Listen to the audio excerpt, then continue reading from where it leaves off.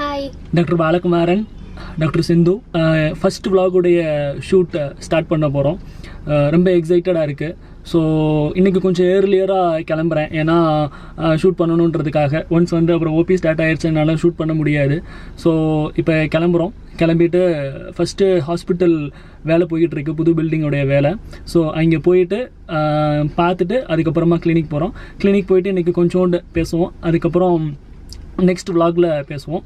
இந்த விலாக் கொஞ்சம் சீரியஸாக போகும், நெக்ஸ்ட் விலாகில் இருந்து ரொம்ப கேஷுவலாக இருக்கும். சரியா? ரைட், வாங்க போகலாம்.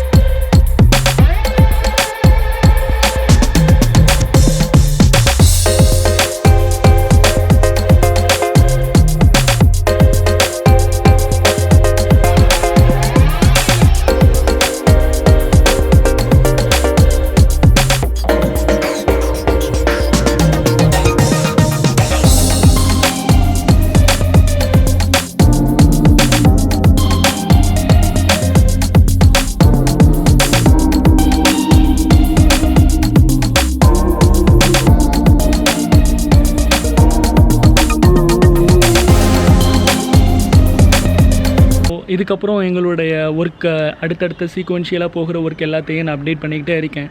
ஸோ தட் உங்களுக்கு அது யூஸ்ஃபுல்லாக இருக்கும்.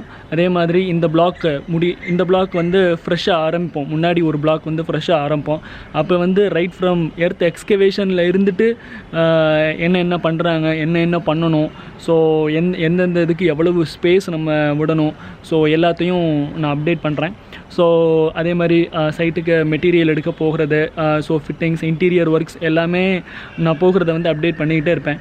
ஸோ ஒரு சில விஷயங்கள் எல்லாமே எனக்கு எல்லாம் தெரிஞ்சவன் கிடையாதுன்னா, ஒரு சில விஷயங்கள் நான் தப்பாக பண்ணுறேன், ஸோ இதை இப்படி நீங்கள் பண்ணினீங்கன்னா கரெக்டாக இருக்கும், நல்லா இருக்கும் அப்படின்ற மாதிரி ஃபீல் பண்ணினீங்கனாலும் your suggestions are most welcome.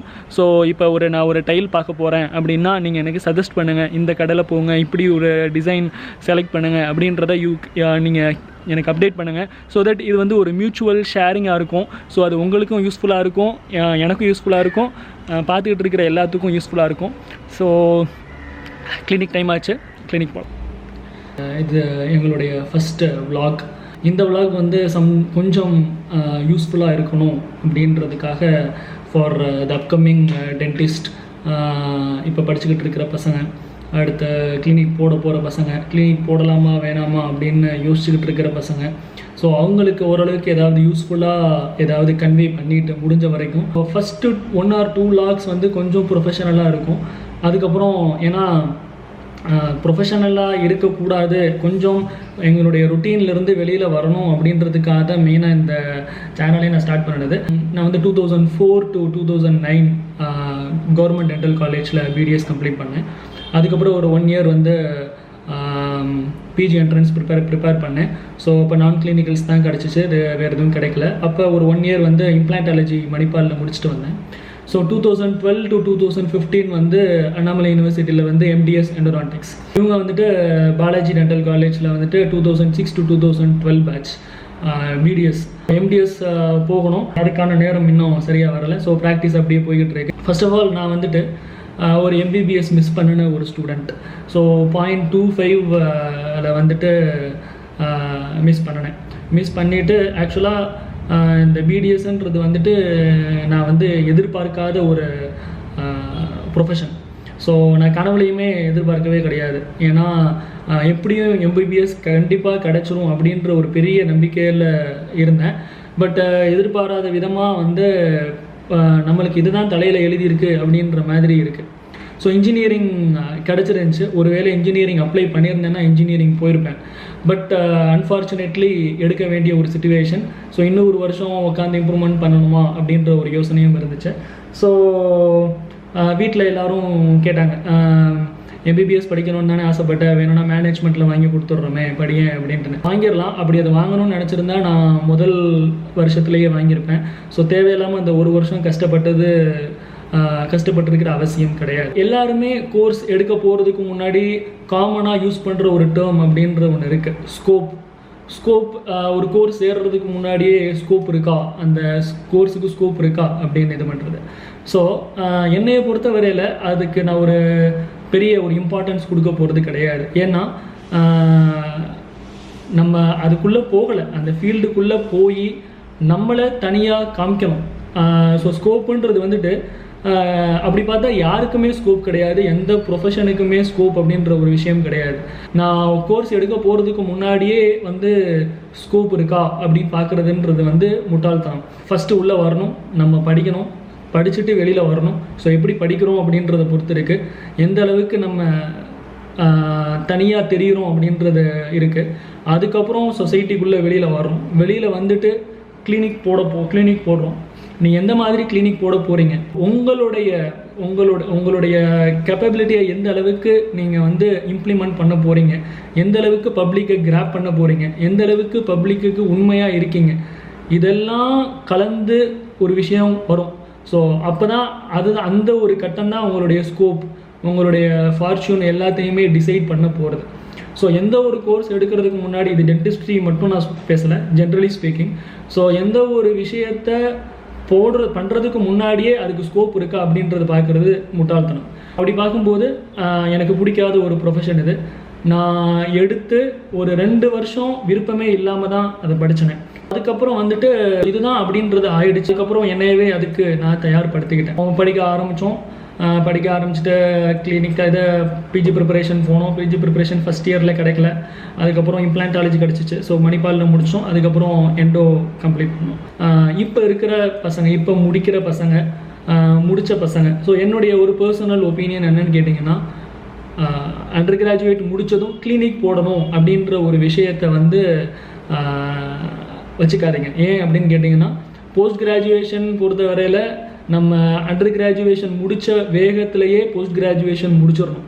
அப்படி இல்லை அப்படின்னு பிரேக் விட்டுட்டோம் அப்படின்னா அந்த ஒரு ஃப்ளோ கண்டிப்பாக வராது. ஸோ 1 வருஷம் 2 வருஷம் முன்ன பின்ன போனாலும் கண்டிப்பாக MDSஐ கம்ப்ளீட் பண்ணிவிட்டு உட்காருங்க ப்ராக்டிஸ்க்கு. கிளினிக் போட போகும்போது ஏற்கனவே இவ்வளோ டென்டிஸ்ட் இருக்காங்க, இத்தனை பேர் இருக்கிற இடத்துல நம்ம வந்து கிளினிக் போட்டால் ஓடுமா ஓடாதா இப்படின்ற ஒரு பெரிய ஒரு கொஸ்டின் மார்க் இருக்கும். கிளினிக் போடணும் அப்படின்ற ஒரு விஷயம் இது பண்ணிட்டீங்க அப்படின்னா நீங்கள் யாரை பற்றியும் பயப்படணும் அப்படின்ற அவசியம் கிடையாது. அது யாராக வேணாலும் இருக்கலாம். ஒரு 20 வருஷம் ப்ராக்டிஸ் பண்ணவராரும் இருக்கலாம், 25 வருஷம் ப்ராக்டிஸ் பண்ணனாலும் இருக்கலாம். ஈவன் இப்போ உங்களுக்கு கிளாஸ் எடுக்க வரக்கூடிய ஒரு ப்ரொஃபஸரே வந்து சொல்லலாம், ஏன் வந்து சேர்ந்தீங்க, உங்களுக்குலாம் ஸ்கோப்பே கிடையாதுன்னு. ஏன்னா என் வாத்தியாரும் எனக்கு சொல்லியிருக்காங்க.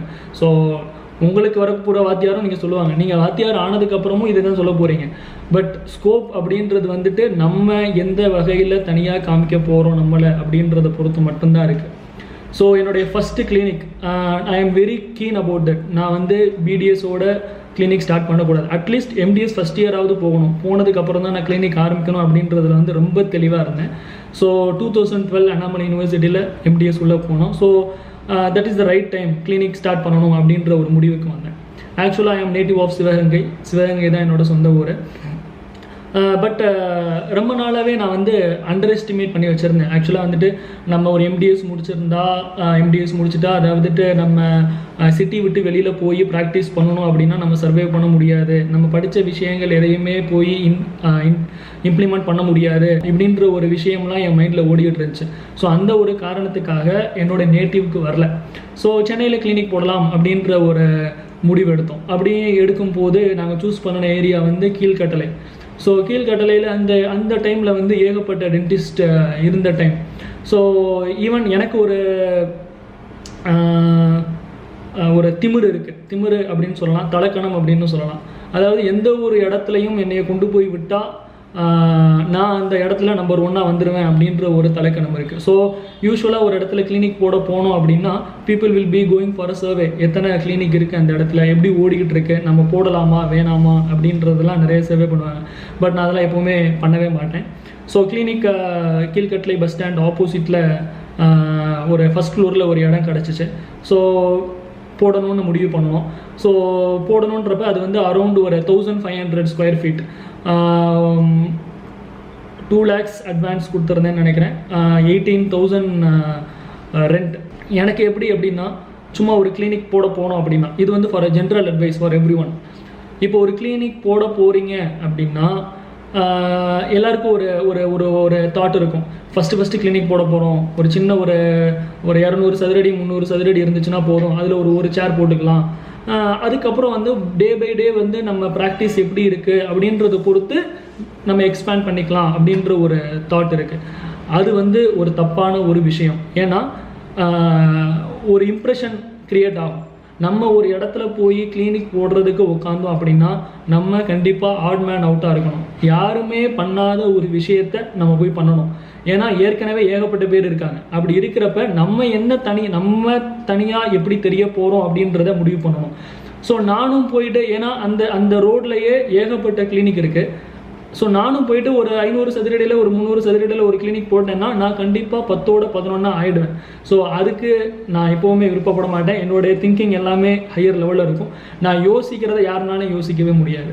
ஸோ ஒரு 1500 ஸ்கொயர் ஃபீட்டு இல்லை ஒரு இடம் போனோம். யூஸ்வலாக வந்துட்டு பார்த்தீங்கன்னா ஒன்ஸ் வந்து உங்களுடைய கேப்பபிலிட்டியில் உங்களுடைய ஃப்ளோவை வந்து இன்க்ரீஸ் பண்ண ஆரம்பிச்சிட்டிங்க அப்படின்னா அதுக்கப்புறம் நீங்கள் இடம் தேடினாலும் கிடைக்காது. அதுவும் நீங்கள் நினைக்கிற இடத்துல. ஸோ ப்ரியாராக முடிவு பண்ணிக்கோங்க. ஸோ ஒரு கிளினிக்குன்னு பார்க்க போகிறீங்க அப்படின்னா பெட்டர் சென்னை பொறுத்த வரையில். ஸோ இந்த 2 years நான் சென்னையில் வந்து ஒரு 2 years கிளினிக் ரன் பண்ணிவிட்டு சொல்கிறேன். ஸோ பெட்டர் கோ ஃபார் உங்களுடைய ஓன் இடமா இருந்துச்சுன்னா பெட்டர். ஏன்னா நீங்கள் மந்த்லி எக்ஸ்பென்ஸ் ரெண்ட் அப்படின்னு போனீங்கன்னா உங்களுக்கு மந்த்லி எக்ஸ்பென்ஸ் இதுன்னு பார்த்தாலே ஒரு 30,000 to 40,000 கிட்டே வந்துடும். So that will be a very huge thing. And ஒரு கான்ஸ்டன்ட் ஒரு ஹெட்டேக் இருந்துகிட்டே இருக்கும். மாதம் ஒரு தலைவலி இருந்துகிட்டே இருக்கும். ஸோ எப்போவுமே ஒரு ஆப்ஷன் இருந்துச்சு அப்படின்னா சொந்த கட்டடத்துக்கு போங்க. அப்படி இல்லைன்ற பட்சத்தில் ரெண்ட்டுக்கு போங்க. பட் ஓரளவுக்கு கொஞ்சம் கம்மியான ரெண்ட்டு, பட் ஸ்பேஸ் நல்லா இருக்கணும், நல்ல ஒரு ஆம்பியன்ஸ் இருக்கணும். ஸோ அந்த ஒரு 10 கிளினிக் இருந்துச்சுன்னா உங்களுடைய 11வது ஒரு கிளினிக் வந்து தனியாக தெரியணும், அந்த அளவுக்கு இருக்கணும்.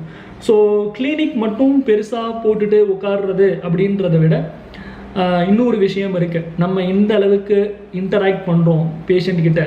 நான் டாக்டரு, நீ பேஷண்ட்டு, உங்ககிட்ட நான் இவ்வளோ தான் பேசுவேன், அளந்து வச்சு தான் பேசுவேன் அப்படின்னு இருக்காதீங்க. அப்படி இருந்தீங்க அப்படின்னா அந்த கனெக்டிவிட்டி கண்டிப்பாக ஏற்படாது. ஸோ எந்த அளவுக்கு நம்ம வந்து பேஷண்ட்டுக்கிட்ட டிஸ்டன்ஸ் மெயின்டைன் பண்ணுற விதத்தில் மெயின்டைன் பண்ணிக்கணும்.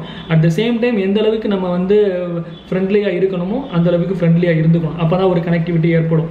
வி ஸ்டார்டட் கீழ்கட்டளையில் கிளினிக் ஸ்டார்ட் பண்ணணும். போய்கிட்டு இருக்கிறப்ப ஜேர்னி வந்து எப்படி இருக்குன்னு பார்த்தீங்கன்னா, ஸோ எங்களுடைய எக்ஸ்பென்ஸுக்கும் இதுக்கும் கரெக்டாக இருக்கும். அந்த கிளினிக்கில் இருந்துட்டு ₹1 கூட வெளியில் எங்களால் எடுக்க முடியாது. ஸோ ஓவரால் எக்ஸ்பென்ஸ் எல்லாத்தையும் இது பண்ணும்போது at the initial face. So அது அப்படி தான் இருக்கும். அங்கேயே அது அப்படியே தான் இருக்கும். அப்படியே போய்கிட்டே இருந்துச்சு. ஸோ அதுக்கப்புறம் வந்துட்டு 2015 நான் பிஜி 3rd year என்டர் ஆகும்போது மடிப்பாக்கம்ல இன்னொரு இடம் பார்த்தேன், இன்னொரு பிரான்ச் ஓப்பன் பண்ணுறதுக்கு. ஸோ அங்கே ஓப்பன் பண்ணணும்.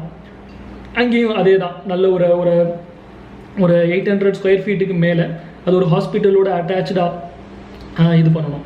ஸோ வந்து பார்த்திங்கன்னா யூஸ்வலாக இனிஷியல் ஸ்டேஜில் நம்ம எவ்வளவுக்கு எவ்வளவு கஷ்டத்தை நம்ம பழகிக்கிறோமோ நம்ம இன்னும் வந்து டியூன் ஆகிட்டே இருப்போம். என்னோடய இனிஷியல் ஃபேஸஸ் நான் கிளினிக் ஸ்டார்ட் பண்ணும்போது கீழ்கட்டளையில் எல்லாமே வந்து we are well off.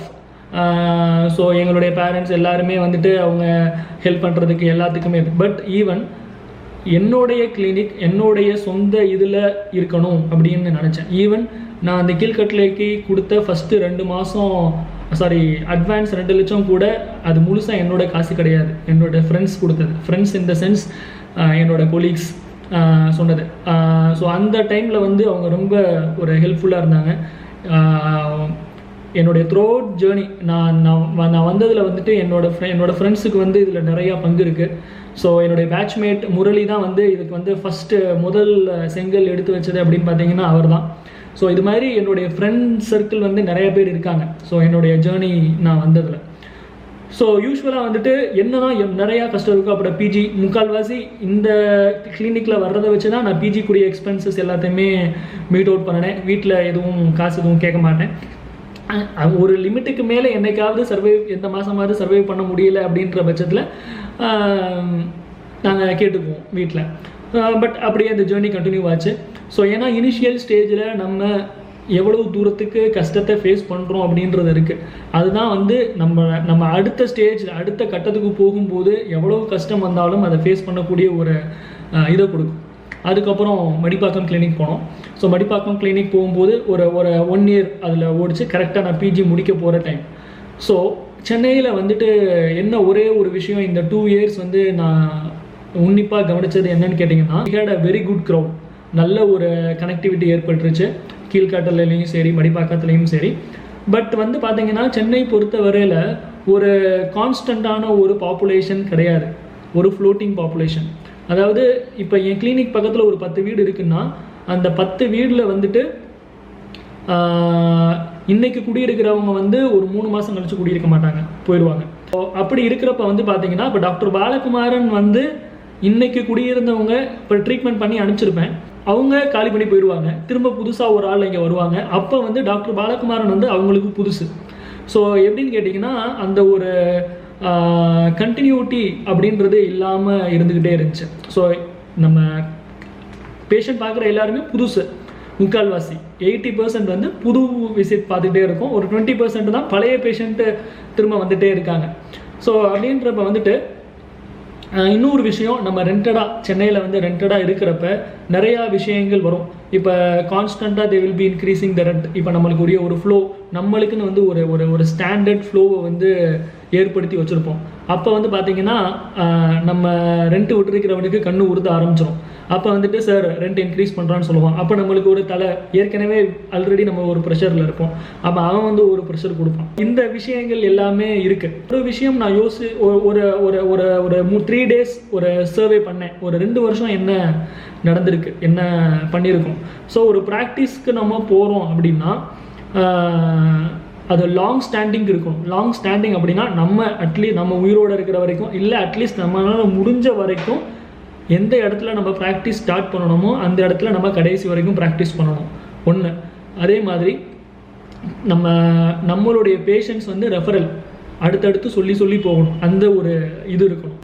So இது எல்லாமே மிஸ் ஆகிட்டே இருந்துச்சு. ஸோ நம்ம அப்போ அவ்வளோ வருஷம் ப்ராக்டிஸ் பண்ணி ஒரு 10-15 வருஷம் நம்ம ப்ராக்டிஸ் பண்ணிக்கிட்டு இருக்கிறப்ப திடீர்னு வந்துட்டு நம்ம காலி பண்ணுங்க அப்படின்னு ஏதாவது நம்ம ரெண்ட் ஓனர் ஏதோ சொன்னார் அப்படின்னா நம்மளுடைய 20 வருஷ ப்ராக்டிஸு அப்படின்றது வந்து ஒரு பெரிய கேள்விக்குறி ஆயிரும். ஏன்னா நம்ம பார்த்து வளர்த்த ஒரு ப்ராக்டிஸு. ஸோ அப்படி வந்து சொல்லும்போது ஒன்றும் பண்ண முடியாது. அந்த டயத்தில் நம்ம புது இடத்துல போயிட்டு திரும்ப பழையபடி டே 1ல் இருந்து வர்றதுன்றது வந்து சாத்தியமே கிடையாது. ஸோ அப்போ நான் டிசைட் பண்ணினேன். ரெண்டாவது இன்னொரு விஷயம், ஊர்லேயும் வந்து அப்பா அம்மா கூப்பிட்டுக்கிட்டே இருப்பாங்க. நான் அப்போலாம் தீபாவளி பொங்கலுக்கு மட்டும்தான் வருவேன், வந்ததும் உடனே கிளம்பிடுவோம். ஸோ அவங்களுக்கூடையும் இருக்க முடிகிற மாதிரியும் இல்லை. நம்மளுடைய ப்ராக்டிஸ் வந்து எந்த வகையிலையும் வீணாக போயிடக்கூடாது. நம்ம கடைசி வரைக்கும் இருக்கிற வரைக்கும் அந்த ப்ராக்டிஸ் வந்து கண்டிப்பாக இருக்கணும். அப்படின்றதுனால ஒரு 1 வீக் டைம் எடுத்துக்கிட்டேன். அப்போது ஒரு டெசிஷனுக்கு வந்தேன், சென்னை வேணாம், சென்னையிலேருந்து நம்ம போயிடலாம் ஊருக்கு போயிடலாம், ஊருக்கு போயிட்டு அங்கே வந்துட்டு கிளினிக் ஸ்டார்ட் பண்ணிடலாம் அப்படின்ற ஒரு டெசிஷன் வந்தேன். வீட்டுக்கு கன்வே பண்ணேன். வீட்டுக்கு கன்வே பண்ணும்போது they are very happy, because அதை தான் அவங்க எதிர்பார்த்துக்கிட்டு இருந்தாங்க. எல்லாருமே ஷாக்டு, ஃப்ரெண்ட்ஸ் எல்லாருமே ரொம்ப ஷாக்டு. யாருக்கும் இதை வந்து ஏற்றுக்க முடியல. இல்லை வேணாம், நீங்கள் இருங்க, இவ்வளோ நாள் இருந்துட்டீங்க, ஐ ஆம் வெரி கிளியர், நான் கண்டிப்பாக போய் ஆகணும். ஏன்னா எந்த வகையிலையும் வந்து ரெண்டாவது பார்த்தீங்கன்னா ரொம்ப ஒரு மென்டல் ஸ்ட்ரெஸ் இருந்துகிட்டே இருக்கும். நம்ம என்னதான் கேஸை நல்லா சம்பாரித்து என்னதான் போய் என்ன இருந்துச்சுனாலும் அந்த ஒரு ஒரு ஒரு ஒரு கம்ஃபர்ட்னஸ் வந்து இருக்கவே இருக்காது. அதுக்கப்புறம் சிவகங்கை கிளம்பி வந்துடலாம் அப்படின்னு முடிவு பண்ணணும். முடிவு பண்ணிவிட்டு 2015 கரெக்டாக நான் பிஜி கம்ப்ளீட் பண்ணதும் இங்கே சிவகங்கைக்கு வந்தாச்சு. வந்ததும் அப்பா வந்து ஒரே வார்த்தை சொல்லிட்டாங்க, இதுக்கப்புறம் வந்து நீ கிளினிக் போடுற மாதிரி இருந்துச்சு அப்படின்னா வாடகை இடத்துல போடக்கூடாது, ஒரு இடம் வாங்கி கட்டிட்டு அதுக்கப்புறமா கிளினிக் போ அப்படின்னு. ஏன்னா நான் நிறைய செலவு பண்ணுவேன், இன்டீரியர் அதுக்கெல்லாம் வந்துட்டு பயங்கரமாக செலவு பண்ணுவேன். அந்த 2 கிளினிக்கும் என்னுடைய ஃப்ரெண்ட்ஸுக்கிட்ட கொடுத்து பார்த்துக்க சொல்லிவிட்டு நேம் மட்டும் சேஞ்ச் பண்ண சொல்லிட்டேன். ஏன்னா நம்ம இங்கே இல்லை அப்படின்றதுனால நம்ம அதை பார்க்க முடியாது. என்னுடைய நேம் எல்லாமே நான் ரிஜிஸ்டர் பண்ணியிருக்கேன். ஸோ நம்மளுக்கு ஏதாவது ஒரு மிஸ்கேப் அரைஸ் ஆச்சுன்னா அந்த பேர் கெட்டு போயிருன்றதுனால அதை ஹேண்ட் ஓவர் பண்ணிவிட்டு இங்கே வந்து அப்பா இந்த மாதிரி சொல்லிட்டாங்க. ஸோ இடம் பார்த்துட்டே இருந்தோம், நல்ல ஒரு இடம் பார்த்துட்டே இருந்தோம். பட் அதுவுமே என்னுடைய சொந்த காசில் என்னுடைய உழைப்பில் மட்டுமே அந்த கிளினிக் வந்து கட்டணும் அப்படின்றதுல நான் ரொம்ப தெளிவாக இருந்தேன். அப்படின்னா நான் இங்கே ஒரு கிளினிக் ஸ்டார்ட் பண்ணி ஆகணும். ஸோ இங்கே ஒரு இடம், ஒரு மெயின் இடம், ஒரு சந்தை கடைன்னு சொல்லுவோம். அதில் வந்து ஒரு ஃபஸ்ட் ஃப்ளோர் அப்போ தான் கன்ஸ்ட்ரக்ஷன் போயிட்டு இருந்துச்சு. அப்போ நான் வந்து யதார்த்தமாக வீட்டில் யாரும் இல்லைன்றதுனால டீ குடிக்கிறதுக்காக வந்திருந்தேன். ஸோ டீ குடிக்க வரும்போது அந்த இடத்த பார்த்ததும் எனக்கு பிடிச்சிருந்துச்சி. சரி, ஓகே, கிளினிக் ஸ்டார்ட் பண்ணலாம் அப்படின்னு. ஸோ ஊரில் இருந்து அப்பா அம்மா வந்ததும் நான் சொன்னேன் இந்த மாதிரி பண்ண போகிறேன்னு. உடனே அவங்களும் வந்துட்டு சரி ஓகே பாரு, பட் சீக்கிரமாக உன்னுடைய ஓன் இடத்துக்கு போயிடணும் அப்படின்றத சொன்னாங்க. ஸோ இங்கே ஸ்டார்ட் பண்ணணும். ஸோ அந்த கேம் சேஞ்சிங் விஷயம் இங்கே தான் நடக்குது. ஸோ வந்து பார்த்தீங்கன்னா எந்த அளவுக்கு நான் வந்து இங்கே அண்டர் எஸ்டிமேட் பண்ணி வச்சுருந்தேனோ அது அப்படியே இன்வெர்ட்டடாக மாறுது. நம்ம வந்து மேக்ஸிமம் ஜென்யூனாக இருக்கணும். ஸோ இஃப் நம்ம கரெக்டான ஒரு ட்ரீட்மெண்ட், குவாலிட்டியான ஒரு ட்ரீட்மெண்ட் கொடுத்தோம் அப்படின்னா they are ready to pay, எவ்வளோ வேணாலும் பே பண்ணுறதுக்கு ரெடியாக இருக்காங்க. But at the same time நம்மளுடைய லிமிட்டை தாண்டக்கூடாது. இன்னொரு பெரிய அட்வைஸ் நான் எல்லாத்துக்கும் கொடுக்குறது என்னென்னா, அதாவது ஆக்சுவலாக சொல்ல போனால் இவ்வளவு தூரத்துக்கு என்னுடைய மொத்த ஜேர்னி அப்படின்னு பார்த்தீங்கன்னா 2013 to 2018 அவ்வளோதான். வெரி ஷார்ட் ஸ்பேன், ஒரு 5 வருஷம்தான். இதில் வந்த எக்ஸ்பீரியன்சஸ் தான் நான் வந்து ஷேர் பண்ணுறேன். ஸோ இது என்னையை விட பெரிய ஆளுங்க, பெரிய ஜாம்பவான்கள் எல்லாருமே இருக்காங்க. சரி, மேக்ஸிமம் ஜென்யூனாக சார்ஜ் பண்ண பாருங்கள். ஸோ கரெக்டாக சார்ஜ் பண்ண பாருங்கள். ஸோ அது வந்து ஒரு லாங் ஸ்டாண்டிங்கான ஒரு பேஸை, அடித்தளத்தை வந்து உருவாக்கும். அதுதான் முக்கியம், சரியா? ஸோ அதுக்கப்புறம் இங்கே ஒரு 2 years கிராஃப் அப்படியே பீக்கில் போச்சு. ஸோ ஒரு விஷயம் என்ன நான் தெரிஞ்சுக்கிட்டேன்னா, நான் அண்டர் எஸ்டிமேட் பண்ணியிருக்கேன், நம்ம ஊரை அண்டர் எஸ்டிமேட் பண்ணியிருக்கேன். ஸோ ஆக்சுவலாக சொல்ல போனால் உங்களுக்கு அவங்கவுங்களுடைய சொந்த ஊரில் ப்ராக்டிஸ் பண்ணுறதுன்றது வந்து அது மாதிரி ஒரு பெஸ்ட் ஆப்ஷன் எதுவுமே கிடையாது. ஏன்னா இந்த 5 வருஷத்தில் நான் பண்ணின ஒரு பெரிய தப்பு என்னன்னு கேட்டிங்கன்னா, 2 வருஷம் சென்னையில் தேவையில்லாமல் செலவு பண்ணினது. ஸோ அந்த 2 வருஷம் நான் இங்கே இருந்திருக்கணும். இப்போ 2015 என்னோட ப்ராக்டிஸ் ஸ்டார்ட் பண்ணினது. ப்ராக்டிஸ் ஸ்டார்ட் பண்ணி ஒரு 6 மாதம் இங்கேயும் ரெண்டட் தான். ஸோ 6 மாதத்துலேயே நான் அடுத்த கட்டத்துக்கான இதை தேட ஆரம்பிச்சிட்டேன். ஸோ ஒரு விஷயம் என்னென்னா, நான் வந்து எல்லாத்தையுமே பெருசாக யோசிப்பேன்னா யாருக்கிட்டையுமே இல்லாதது நம்மக்கிட்ட இருக்கணும், யாருமே பண்ணாதது இருக்கணும். நம்ம யோசிக்கிறத யாருமே பண்ணக்கூடாது. இப்போ 10 பேர் இருந்தோம்னா 11வது ஆளாக நம்ம மட்டும் தெரியணும். அந்த 11வது ஆளாக இருந்து 1வது ஆளாக நம்ம கண்டிப்பாக வந்துடணும். ஸோ இடம் பார்க்க ஆரம்பித்தேன். ஸோ இடம் பார்க்க ஆரம்பித்ததுன்றது வந்து ஒரு பெரிய இடம். அதாவது என்னுடைய ட்ரீம் அப்படின்றது என்ன அப்படின்னு கேட்டிங்கன்னா, தமிழ்நாடு, இப்போதைக்கு சவுத் தமிழ்நாடு அப்படி இல்லை அப்படின்றதுல நான் என்னோடய ஹாஸ்பிட்டல் கம்ப்ளீட் பண்ணினதுக்கு அப்புறமா, ஸோ இது வந்து ஒரு பெரிய ஹாஸ்பிட்டலாக இருக்கணும். இன் ஃபியூச்சர் அது தமிழ்நாட்டிலேயே ஒரு பெரிய ஹாஸ்பிட்டலாக இருக்குது அப்படின்னா கூட நான் ரொம்ப பெருமைப்படுவேன். ஏன்னா இந்த ஹாஸ்பிட்டலில் வந்துட்டு இப்போ நான் உங்களுக்கு காமிச்ச சைட்டில் வந்துட்டு G+3 பிளான் பண்ணியிருக்கோம். So fully equipped. இவ்வளோ பெரிய ஒரு ஹாஸ்பிட்டல், ஒரு டென்டல் ஹாஸ்பிட்டல் வந்து இதுக்கப்புறம் எங்கேயும் வந்து பண்ணக்கூடாது.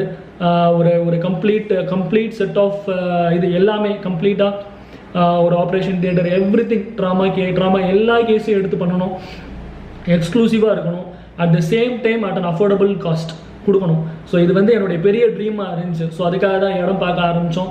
ஒரு சரியான ஒரு இடம் அமைஞ்சிச்சு. ஸோ அந்த ஒரு ஸ்ட்ரகிளும் ஒரு பெரிய ஸ்ட்ரகிள். இந்த ஒரு 2 இயர்ஸ் வந்து பார்த்தீங்க அப்படின்னா அந்த இடம் வாங்குறது, லோனுக்கு தான் போனோம், பிளாட் பர்ச்சேஸ் ப்ளஸ் கன்ஸ்ட்ரக்ஷன் அப்படின்ற மாதிரி. ஸோ இந்த ஒரு 2 வருஷம் நான் அந்த இடத்துக்காகவும் அப்ரூவலுக்காகவும் மட்டுமே செலவழிச்சிருக்கேன். இப்போ கட்டடம் ஆரம்பித்து ஒரு 5 மாதம் ஆகுது. 5 மாதத்தில் இப்போ தான் பேஸ்மெண்ட் லெவல் வந்திருக்கு, மேலே போய்கிட்டு இருக்குது இப்போ நீங்கள் பார்த்தது. ஸோ இங்கே அதே மாதிரி அப்ரூவலும் பார்த்தீங்கன்னா ரெசிடென்ஷியல் போகல, கமர்ஷியல் ஹாஸ்பிட்டல் பில்டிங் அப்படின்ற போனேன். ஏன்னா நான் என்னுடைய செட்டப் ஒரு சின்ன செட்டப் இல்லை. ஸோ நான் வந்து வீடு மாதிரி கட்டிட்டு அதில் வந்து ஹாஸ்பிட்டல் மாதிரி வச்சுக்கிறேன் அப்படின்னாலும் அப்பையும் நான் வந்து 10ஓட 11 போயிடுவேன். ஸோ கமர்ஷியல் இது வந்து நிறைய நார்ம்ஸ் இருக்குது. ஸோ அவங்க வந்து ஃபஸ்ட்டு அக்செப்ட் பண்ணலை, கார்பரேஷனில் அக்செப்ட் பண்ணலை ஹாஸ்பிட்டலுக்கு கமர்ஷியலுக்குன்னு. ஸோ நிறையா கஷ்டப்பட்டு அந்த அப்ரூவல் எல்லாமே வாங்கினேன். ஸோ இந்த ஒரு 2 வருஷமும் எனக்கு நிறையா கற்றுக் கொடுத்துருக்கு. ஸோ ஒரு என்னென்னலாம் பண்ணணும், ஒரு கிளினிக் ஒரு இடம் வாங்கினா என்ன பண்ணணும், அதை எப்படி கமர்ஷியலுக்கு இது பண்ணணும், ஹாஸ்பிட்டலுக்கு எப்படி ரெடி பண்ணணும், ஸோ எந்த அளவுக்கு ஒரு செட்டப்பை வந்து கொண்டு வரணுன்றது வந்து இந்த ஒரு 2 வருஷ ஜேர்னின்றது வந்து எனக்கு நிறைய ஒரு பாடத்தை கற்றுக் கொடுத்துருக்கு.